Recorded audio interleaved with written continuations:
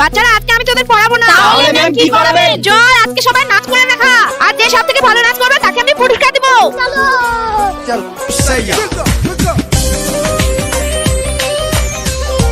এই ঠিক আছে তুই যা এবার। नीचे पान की दुकान ऊपर का मकान बच के आना मेरी जान। হয়েছে আজ দুটো হয়েছে, যা।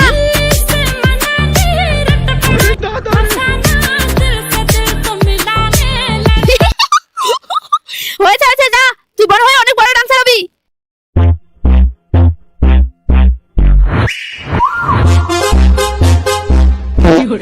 আরে গুদু হয়েছে তুই অনেক পাছে তুলেছিস, আর করতে হবে না, নাহলে আমাদের স্কুলে ছাপটাই ভেঙে যাবে।